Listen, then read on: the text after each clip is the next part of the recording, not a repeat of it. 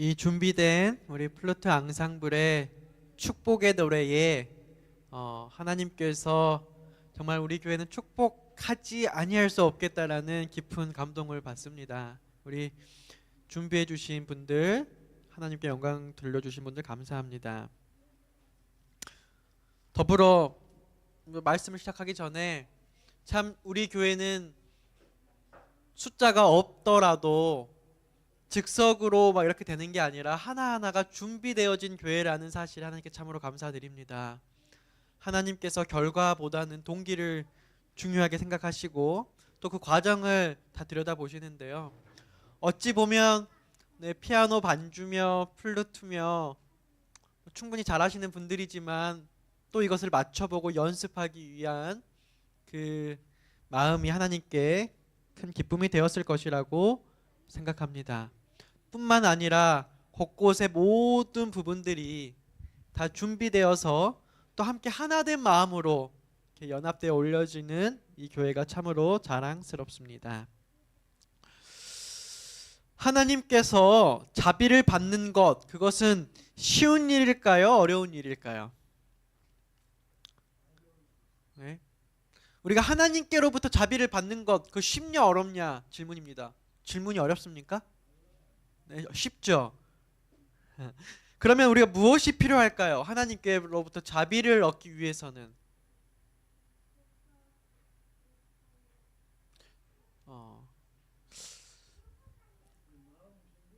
네, 마음 준비 두 글자입니다. 눈치가 있는 분들은 대답이 나올 거라고 생각을 합니다. 네? 믿음. 네. 저는 어려운 문제 내지 않습니다. 네. 우리 교인들은 겸손하셔서요. 답을 알지만 다른 사람들에게 양보하려고 입모양으로만 말합니다. 네. 크게 말씀해 주셔도 됩니다. 우리가 하나님께 자비를 받는 것, 받기 위해서 무엇이 필요할까요? 네. 고백. 네. 사실 생애빛의 고백이라 되어 있고 옛날 정로의 계단 책에는 자복이라고 되어 있습니다. 하나님의 자비를 받는 조건은요, 아주 단순하고 공정하며 합리적이라고 했습니다. 잠언 28장 13절은 이렇게 말합니다. 자기의 죄를 숨기는 자는 형통하지 못하나 죄를 자복하고 버리는 자는 불쌍히 여김을 받으리라. 주님께서는 죄를 용서받기 위해서 무엇인가 힘들고 고통스러워 하는 일을 저희들에게 요구하지 않습니다. 많이들 착각하는 게 우리가 겪는 고통으로 우리의 죄에 대한 대가를 지불하고 있다라고 생각하는 분들이, 제가 우리 교인들과 대화를 나눠보면 그러한 생각을 무의식 중에 가지고 계신 분들이 참으로 많은 것 같아요. 그러니까 교리는 그렇지 않은데 교리 아닌 교리들로 우리들의 고통이 죄와 연관되어 있다라고 과하게, 물론 절대 틀린 말은 아닐 수 있어요, 원론적으로. 그러나 과하게 거기에 집착되어 있는 분들을 가끔 만나게 됩니다. 교회를 오래 다닌 분들이라 할지라도 마찬가지인 것 같습니다.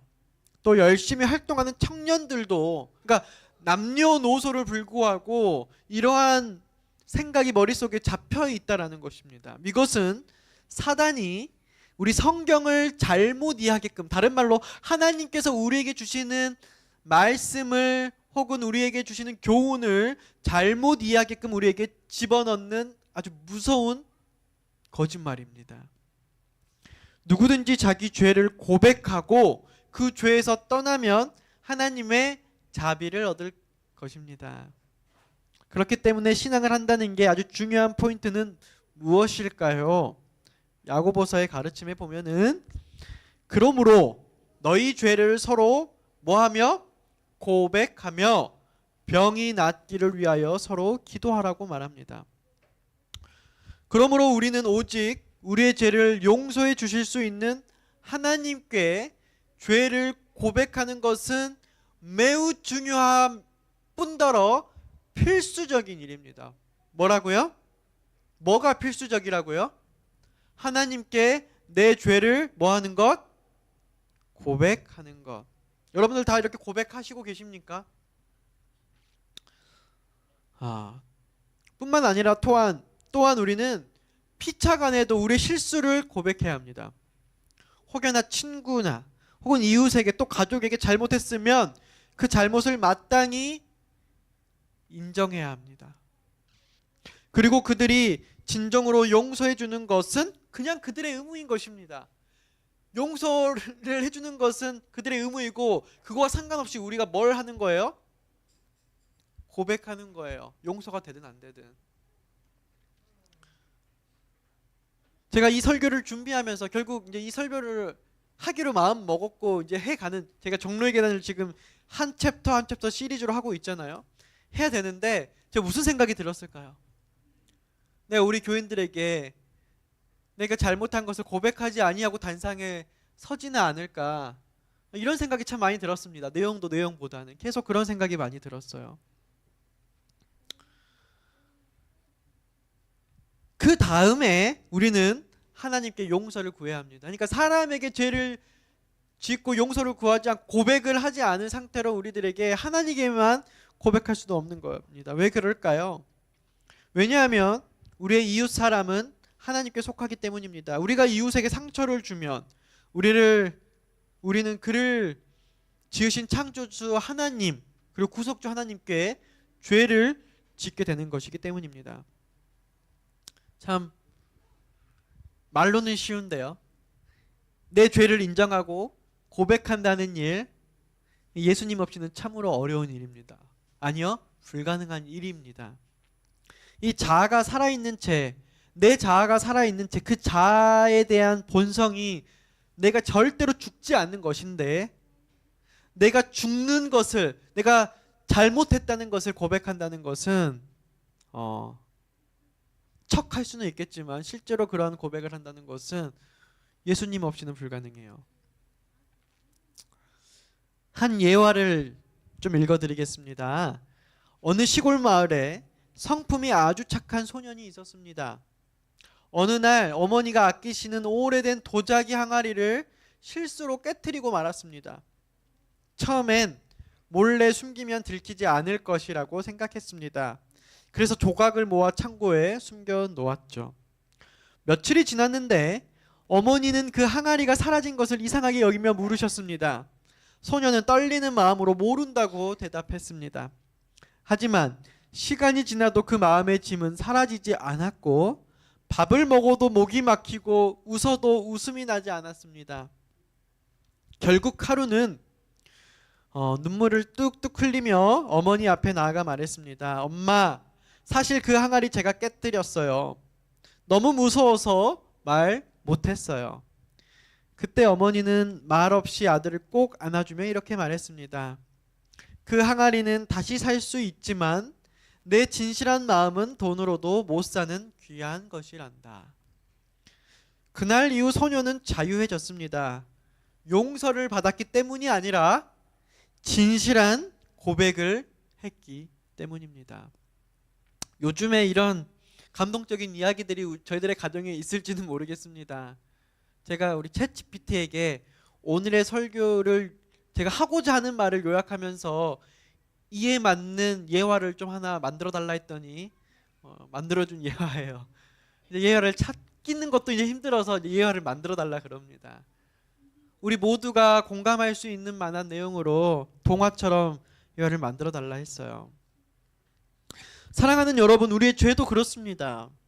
아무리 숨기고 감춰도 결국 우리의 마음은 자유롭지 못합니다. 하지만 우리가 진실되게 하나님께 나아가 죄를 고백할 때에 우리를 위하여 하늘 성소에서 여전히 중보하고 계시는 대제사장 예수님께서 그 고백을 듣고 저희들을 감싸 주신다는 것입니다. 히브리서 4장 15절 이렇게 말합니다. 우리에게 있는 대제사장은 우리 연약함을 동정하지 못하실 리가 아니요 모든 일에 우리와 똑같이 시험 받으신 이로되 죄는 없으시니라. 이런 대제사장 예수님께서 우리를 위해 여전히 하늘 성소에서 중보하고 계시다는 사실이 저희들에게 얼마나 큰 복음입니까? 우리는 하나님 앞에 스스로 겸비케 하고 우리가 죄를 지었다는 것을 인정해야 합니다. 하나님께 간합하심을 받는 첫 번째 조건입니다. 만일 우리가 우리 죄를 고백하지 않고 우리 자신을 낮추지 않으면 그것이 과연 진정으로 용서를 구하는 것일까요? 마찬가지로 우리가 죄를 미워하지 않으면 우리는 진정으로 용서받기를 원치 않는 것이 됩니다. 또한 우리가 죄를 용서받지 못했다면 그 유일한 이유는 우리가 기꺼이 우리 자신을 낮추지 않았기 때문이라는 것입니다. 하나님께서 성경을 통해서 우리가 마땅히 해야 할 바를 세심하게 말씀하고 계십니다. 우리는 우리 마음을 열고 우리가 죄 지었다는 사실을 거리낌 없이 시인해야만 해요. 아무 생각 없이 그냥 대충 부주의한 방법으로 시인해서는 안 됩니다. 그렇다고 고백을 강요하거나 강요받은 채로 하는 고백도 올바른 고백은 아닙니다.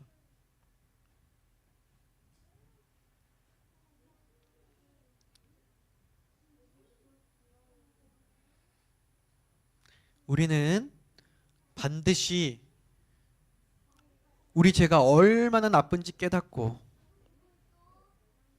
또 깨닫고 그러면서 우리의 죄를 미워해야만 합니다.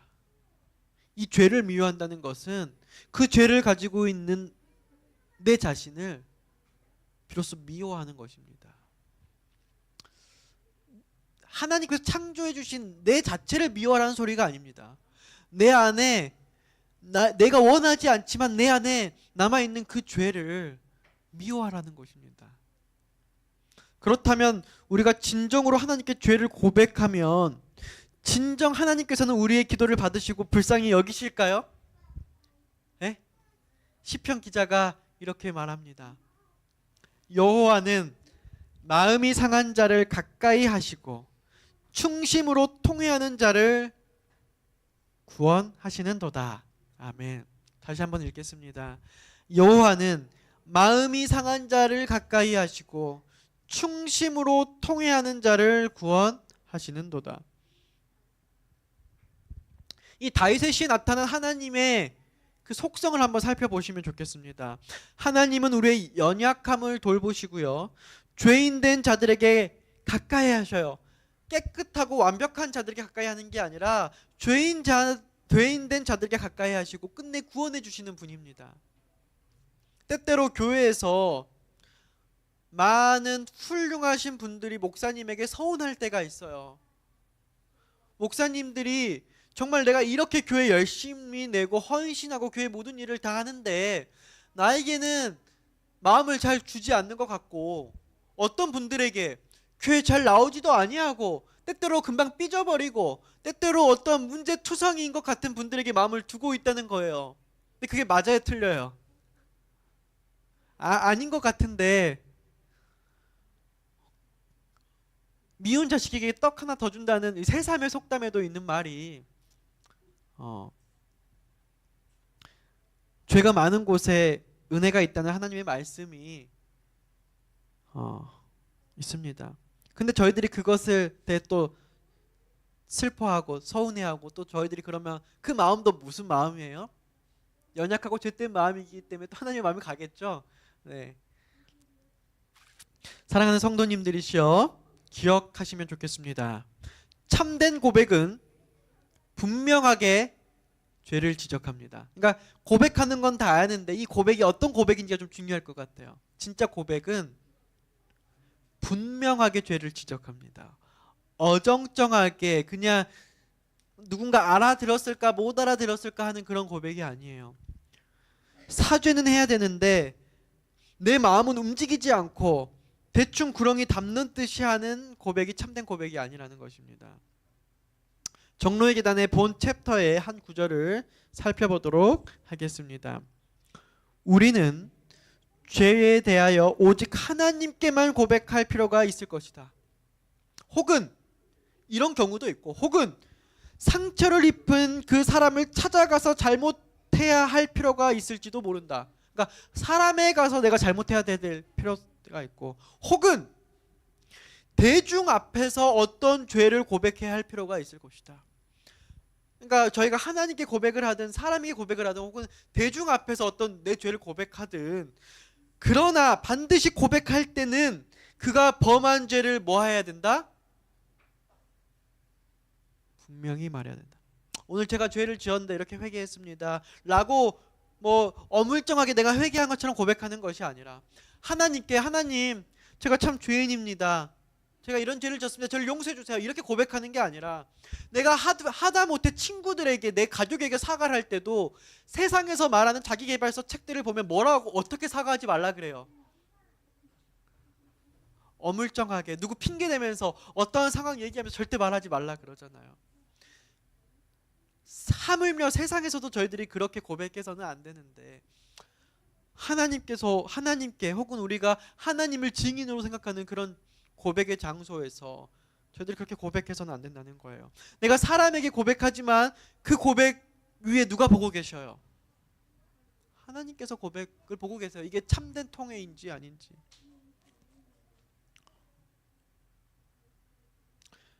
저희가 상황에 맞는 고백을 할 수 있도록 성령님께서 지도해 주시거든요. 다만 그 상황마다 가장 중요한 것은 우리가 성령 하나님의 인도를 받아 그 범한 내 잘못을 분명하게 말할 수 있는 용기를 성령님으로부터 구하는 것입니다. 저희들은 날마다 상황은 다르지만 비슷한 경험을 합니다. 분명 저의 죄가 없지는 않지만 함께한 사람들의 죄가 더 크게 느껴집니다. 언제나 제가 느끼는 생각이에요, 여러분. 제가 죄를 짓지 않는다라고 못하지만 제가 봤을 때 저랑 함께하는 사람들의 죄가 더 큰 것 같아요. 그래서 저의 죄는 작았고 합리화할 수 있을 것 같아서 용서를 구하기보다는 더 강하게 밀어붙입니다. 아주 순간적으로요. 이게 그렇게 되는 것 같아요, 제 자아가. 근데 이제 여기서 끝나면 안 되고, 감사하게도 하나님께서는 다른 사람의 죄를 제가 생각하고 판단하고 결정하게끔 놔두지 아니하시고요. 그것은 제가 알지 못하는 부분이며 알고 모르고를 넘어서 하나님께서만 정죄하실 수 있는 일이에요. 그렇기 때문에 좀 전에 제가 상대적으로 내 죄가 더 작다고 느꼈고, 내가 하나님과 더 가깝게 느꼈고, 내가 하나님과 더 많은 대화를 하고 있다고 느꼈다 할지라도, 그 작은 죄를 하나님께서 내게 느끼게 해주셨다면 그 죄를 집중하게 하였더니 내 죄가 너무 큰 죄였던 거예요. 사람들은 저보고 목사라고, 목사님이라고 저를 때로는 따라주고 저를 존중해주고 저에게 영적인 의지를 하고 있지만, 거기에 빠져서 제가 때로는 제가 좀 더 사소한 죄만 가지고 있다고 생각하지만, 하나님께서 허락하신 고백은 사람들이 아니라 내 죄를 집중하게 했을 때 그 죄가 너무나 큰 거예요. 그 죄를 해결하지 못했을 때 저는 지도자로 설 수도 없는 것이고 제 영향력을 끼칠 수도 없는 것이고 저는 넘어질 수밖에 없는 거예요. 때때로 너 잘해라, 너 이렇게 해주라, 우리 이렇게 하면 안 된다라고 말하지만, 제가 저에 대한 죄를 하나님께 고백하지 못하고 거기 단계를 넘어가지 못하면 제가 오늘 이렇게 설교를 할 수 없게 되는 거예요.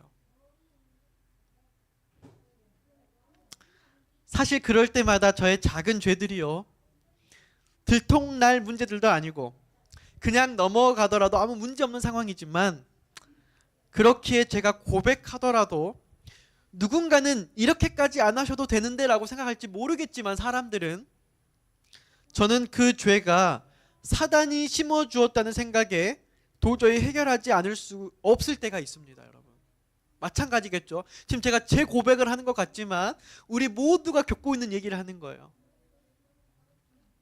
그래서 목회라는 모든 쓸데없는 자존심을 내려놓고 세상적인 관점에서는 언급하지 않아도 될, 공동체를 위해서는 굳이 드러내지 않아도 될 죄를, 왜냐하면 세상에서는 어떤 것을 감춰야 빨리 나아갈 수 있는 게 굉장히 많거든요. 고백할 때가 있는 것입니다. 그것은 정말 우리가 감사해야 될 일이에요. 하나님께서 지도해 주시지 않고서는 할 수 없는 일이에요. 제가 솔직하게 매번 완벽하게 제 죄를 고백하고 산다고 자부하지 못하는 여전히 죄가 많은 사람입니다. 그러나 종종 성령님의 지도로 고백하면서 살 수 있다는 것이 저는 하나님의 은혜라고 찬양합니다. 그래서 여러분들도 그런 고백하는 습관, 고백하는 그런 것을 하나의 우리가 하나님께 복받는 것이라는 것을 이론적으로 장착하고 성령께 구하면서 이것을 해보는 연습을 해봤으면 좋겠어요. 분명히 하나님께서 축복해 주십니다. 분명히 나를 자유롭게 해주십니다. 만약 제가 그런 고백 때마다 그 고백을 하지 못하고 넘어지면서 목회를 하고 있다면 목회는 할 수 있겠죠. 저는 정말 불행한 목회를 하는 사람으로서 지금 이 자리에 서 있을지도 모릅니다. 제가 잘하고 있는지는 모르겠지만 그래도 하나님의 은혜로 이 죄인이 행복한 신앙생활과 목회자로 살아갈 수 있음에 감사를 드립니다. 그건 제가 잘나서가 아니고요. 하나님께 때때로 고백할 수 있는 시간이 있어서 제가 자유로워지기 때문에 한 단계 한 단계 나아간다라고 말씀드리고 싶습니다. 물론 이 설교를 준비하면서도 다 그렇지 못함을 하나님께서 생각나게 해주셨습니다. 그래서 제가 어젯밤에 이 설교를 준비하는데요, 그 짧은 시간인데 하나님께서 계속 어떠한 제가 죄를 고백해야 될 내용을 생각나게 해주셨어요. 제가 지난 12월에 누군가에게 지었던 죄를 제가 몇 번이고 이미 상황이 끝났기 때문에 그래도 말할까 말아야 될까 늘 고민됐는데 그냥 넘어가다가 저 역시도 이런 설교를 준비하면서 종로의 계단 4장을 보면서 생각나게 해주셨어요. 하나님, 제가 이 설교가 마쳐지면 그 사람을 진정성 있게 불러서 제가 떨리지만 제 잘못을 고백할 수 있는 용기를 달라고 기도하면서 설교를 썼어요. 그런데 웬걸요, 처음에 그 한 문제가 설교 시간 내내 잡고 있었어요. 근데 설교를 준비를 마치고 잠자리에 누웠는데요, 이제 저희 집사람한테 말해야 될 게 하나가 생각이 나고요, 제가 우리 방장로님한테 뭔가 말을 해야 될 게 생각이 나고, 자꾸 이제 고백할 것들이 막 생각나는 거예요. 제가 이제 이걸 고민하기로 또 결심을 했는데 막 그러니까 저는 굉장히 잘 살았다고 생각을 했는데 이 첫 문제는 제가 생각해봤던 문제예요. 제가 용기가 없어서 그냥 지나가고 미뤘던 문제인데 제가 인식하지도 못했던 이런 문제들을 갑자기 생각나게 해주시면서 고백하라고 하는데 고백해야겠죠. 네. 그래야 제가 자유로우니까요. 그리고 제가 살고 저는 한 단계 성장할 수 있겠죠. 더 나아갈 수 있을 거라고 생각을 합니다. 사무엘 시대에 이스라엘 백성들은 하나님을 따르지 않았습니다. 하나님에 대한 믿음을 잃었고 또한 하나님께서 그들을 인도하고 계신다는 것을 느끼지도 못하게 되었습니다. 그렇기 때문에 하나님을 신뢰할 수 없었고요, 하나님 대신 무엇을 달라고 했습니까? 왕을 달라고 요구했습니다. 하나님께서 그들에게 왕을 허락하셨습니까? 허락하셨습니다. 그러나 그들은 많은 어려움을 겪었어요. 그리고 다시 이스라엘 백성이 하나님과 화목하기에 앞서 그들은 이렇게 고백하였습니다. 사무엘상 12장 19절, 우리가 죽지 않게 하소서. 우리가 우리의 모든 죄에 왕을 구하는 악을 더하였나이다. 하나님, 저희가 죄인입니다. 죄를 졌습니다. 받아주세요가 아니라 본인들이 잘못한 죄를 그대로 고백하는 거예요. 진짜 진짜 별거 아니거든요. 근데 사람이 이렇게 죄인인 거예요. 진짜 하고 나면 별것도 아니고 생각해도 별거 아닌데 이거 하는 게 때로는 죽기보다 싫을 때가 있어요. 차라리 죽는 게 낫겠다 할 때가 있어요. 그리고 하는 신용만 한다는 거예요. 내가 내 죄를 고백하려고, 그래요 하나님, 내가 도저히 내가 이 성령의 지도하심을 내가 거절할 수 없어서 내가 전화할게요. 근데 따르릉 하고 안 받으면 끊어버리는 거예요. 저는 할 만큼 했어요. 이 사람이 안 받은 거예요. 이게 우리의 죄된 마음이에요. 여러분, 네 번째 스텝이에요. 네 번째 스텝. 이것을 넘어가세요. 그러면 하나님께서 신세계를 보여주실 거예요. 우리에게 자비를 보여주시고요, 우리를 진짜 신앙에 자유케 하는, 이게 진짜 심판이고 하늘 가는 구원이구나를 느끼게 해주신다는 것이죠. 때때로 우리가 이것을 못해서 참 어렵게 살 때가 많이 있습니다. 다 아시는 얘기인데 저도 그렇고 여러분들도 그렇고 하나님께서 주시는 고백해야 될 내용이 있으면 하나님께 그리고 우리가 세상 사람들에게 때로는 회중 앞에서 고백할 수 있는 저희들이 되었으면 좋겠습니다. 하나님께서는 우리가 회개하고 우리의 죄를 포기하기 전에 절대로 우리 고백을 받으실 수가 없어요. 그러니까 그렇기 때문에 신앙 지침서임 이 정로의 계단이 3장 회개 다음에 4장 고백을 둔 거예요. 그러니까 회개와 고백을 함께 둘 수도 있거든요. 회개할 때 우리가 고백할 수 있잖아요. 근데 우리가 참된 회개를 해야지만이 하나님께든 사람에게든 누구에든 고백할 수 있게 되는 거거든요. 진정으로 회개할 때에 하나님을 기쁘게 하지 못하는 모든 것을 저희들이 버리는 것, 그것이 하나님은 헌금을 많이 내라고 하는 것도 아니고 무엇을 대단하게 하라는 것도 아니고 무엇 하라고 하셨어요? 고백해라. 있어 보이려고 하는 말이 아니고 내가 뭔가를 포장해서 하는 말이 아니고 그대로 뭐 해라? 있는 그대로 애둘러서 말하는 것이 아니고 고백해라. 제가 때때로 고백하면 어떤 목사님들이 그렇게 목회자의 권위를 떨어뜨리는 말을 하지 말아라. 때때로 스스로 회개하지 이런 것들이 시험받게 한다. 하지만 저는 그렇지 않다라고 생각합니다. 만인 대제사장절 저만 목사가 아니라 여러분들이 모두 목사이길 바랍니다. 제가 특별한 상황에 특별한 급여를 받고 일을 하는 것이지 저와 여러분과 모든 사람들은 각자의 자리에서 그러니까 저는 여러분들이 제가 되기를 바라지 저의 역할을 제가 계속하고 여러분들의 역할을 여러분들이 하길 바라면서 목회를 하고 있지 않습니다. 솔직하게 말하면 제 보여준 모습을 혹 하나님께서 사용해 주신다면 여러분들이 제 역할을 할 수 있게 되기를 간절히 바랍니다. 바울이 회개할 때요 변화가 이리로 온다고 말했어요. 고린도후서 7장 11절 말씀에 보라 하나님의 뜻대로 하게 된 이 근심이 너희로 얼마나 간절하게 하며 얼마나 변증하게 하며 얼마나 분하게 하며 얼마나 두렵게 하며 얼마나 사모하게 하며 얼마나 열심 있게 하며 얼마나 벌하게 하였는가. 너희가 그 일에 대하여 일체 너희 자신의 깨끗함을 나타내었으리라. 이 7가지의 구체적인 실례들이 회개의 증거로서 나타나는 것들입니다. 그것이 바로 변화예요. 변화. 이 변화라는 말은 그냥 조금 뭔가 상황이 바뀌고 뭔가 말이 바뀌는 게 아니라 애벌레가 나비가 되는 그냥 환골탈태하는 변화를 말하는 거예요. 새 사람이 되는 거예요, 여러분. 어라, 제 시골 친구들이 지승천이 정말 완전 새 사람이 되었네. 어라, 우리 방수일 장로님이 새 사람이 되었네. 최수영 집사님이 새 사람이 되었네. 조용천 집사님이 새 사람이 되었네. 그러니까 저는 솔직한 말로 말하면요, 세상 사람들이 봤을 때, 가족들이 봤을 때, 우리 교인들이 서로 봤을 때 서로 새 사람이 되었으면 좋겠어요. 그럼 좋은 거 아니에요? 와, 우리 김미겸 집사님 새 사람이 되었네. 송봉기 장로님 새 사람이 되었네. 이게 우리 안에 교회 안에 있어야 되는 간증인 것 같아요. 그리고 무엇보다도 다른 사람들 보기에 앞서 내가 오늘도 새 사람이 되었네. 할렐루야 하는 게 감사한 것이지요. 그리고 그 모습이 보여지는 이 교회가 얼마나 하나님께 보여지기에 아름다운 교회가 되겠냐는 거예요. 그 어떤 것보다 아담과 하와는 금지된 열매를 먹은 후 몹시 부끄러워 두려워했습니다. 처음에는 그들은 어떻게 죄를 변명하고 죽음을 피할 수 있을지만 생각했어요. 저희들이 갖는 생각이에요. 딱 위기에 닥치면.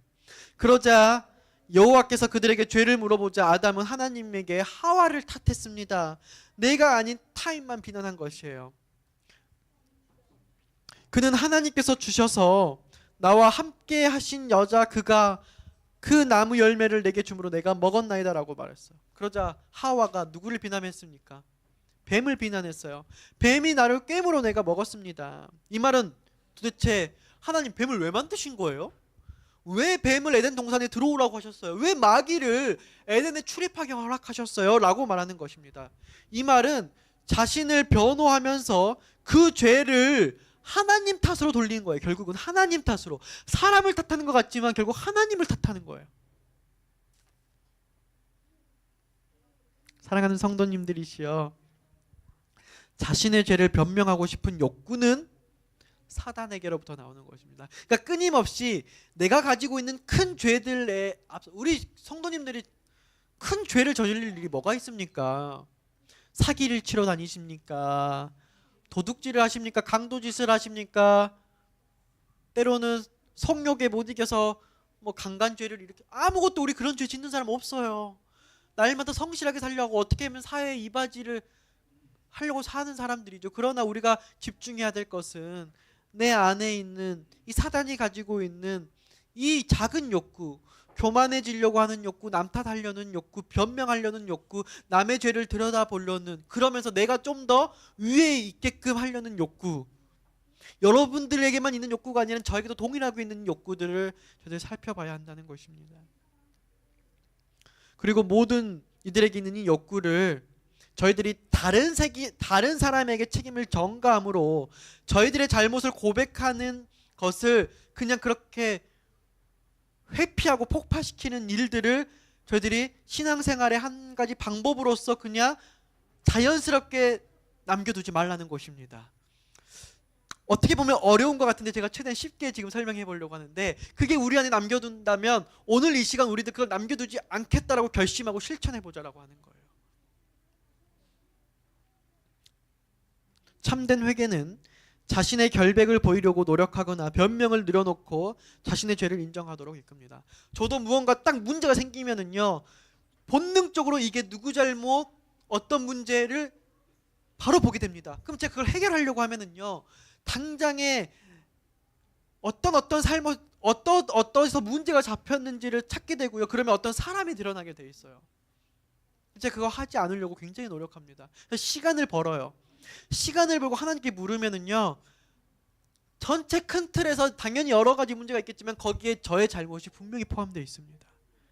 그러니까 제 잘못이 포함되어 있지 않는 문제에 저희들은 많은, 그 잘못되든 잘못되지 않든 저희들은 많은 관심을 두지 않는 것 같아요. 가만 보면 정말 큰 문제가 있죠.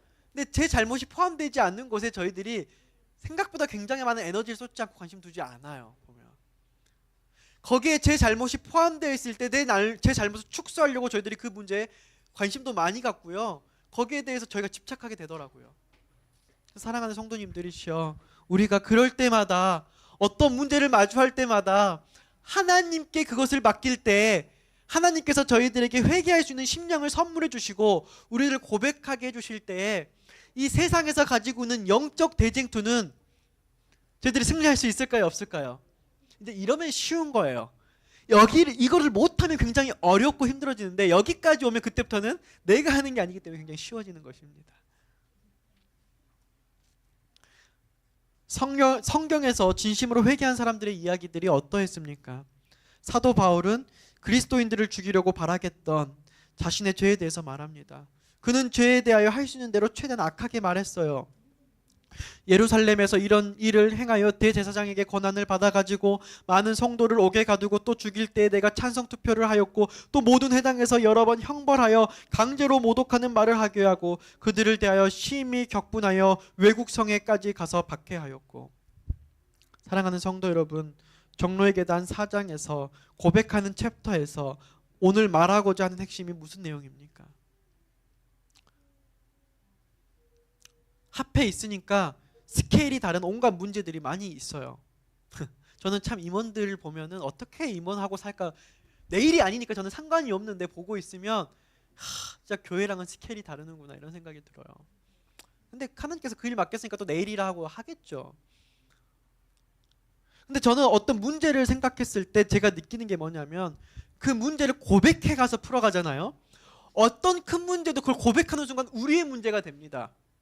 그래서 함께 우리가, 그러니까 내가 잘못했든 안 했든 상관없이 내가 이것을 회중에게든 어떻게든 고백을 하잖아요. 그리고 내 책임을 인정 고백을 하면 그 사람에 대해서 심판하고자 하는 마음이 싹 사라집니다. 그리고 이 문제가 우리의 문제가 돼요. 비록 한 사람의 문제였다 할지라도. 근데 이것이 감춰지고 이게 드러나지 않고 이걸 알게 되면은요, 굉장히 큰 문제로 되고 공동체가 흔들릴 수 있는 위기가 별거 아닌 문제에서, 고백을 했냐 안 했냐의 문제에서 이게 굉장히 큰 문제로 전달됩니다. 정리를 하면 참된 회개로 겸손하게 된 사람은 하나님께서 얼마나 죄인을 사랑하는지 깨닫게 됩니다. 그러면 그 사람은 갈보리 십자가에서 지불된 값을 이해하게 되지요.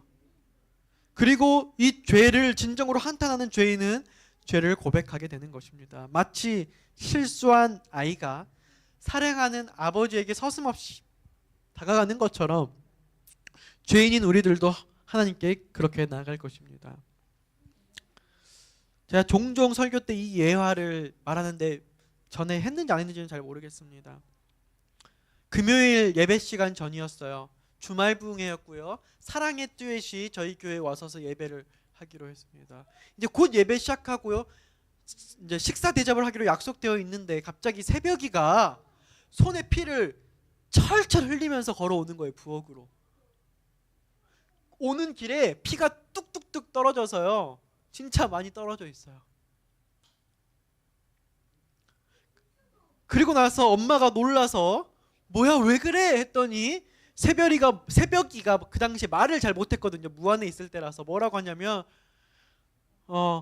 제가 기록해놔서 알아요. 이거를 제가 기록해놨거든요. 이때 써놓은 게 있어서 그때 제 느낀 점을 칼, 짝, 아야, 피 이렇게 말하는 거예요. 그러니까 분명히 저희가 서랍 위에 택배가 오면 택배 쉽게 뜯으려고 면도칼 하나 놔뒀거든요. 우리들이 택배를 쉽게 뜯으려고 올려놓은 건데 이제 얘가 조금 크면서 이제 막 기고 막 하니까 올라가서 그걸 잡고 놀면서 손을 심하게 베인 거예요. 그래서 피가 떨어지니까 와서 자기가 할 수 있는 표현을 하는 거예요. 자기가 할 수 있는 표현을. 엄마가 분명히 하지 말라고 했지만 내가 그 칼 가지고 쫙 해서 아야 해서 피가 이렇게 있다는 것을 말해주는 거예요. 엄마가 뭐라고 했을까요? 너 왜 칼 가지고 놀았어? 엄마 칼 만지지 말라고 했잖아. 이렇게 말했을까요? 그 순간에? 곧바로 안아주면서 손을 쥐어내주면서 괜찮아 괜찮아. 엄마가 미안해. 그리고 병원에 갔어요. 사실 무안이라는 곳에 광주까지 나아가야 될 상황이었는데 목사라서 곧 금요일 예배가 시작되거든요. 손님은 오고 있고. 그래서 무안에 있는 병원에 갔어요.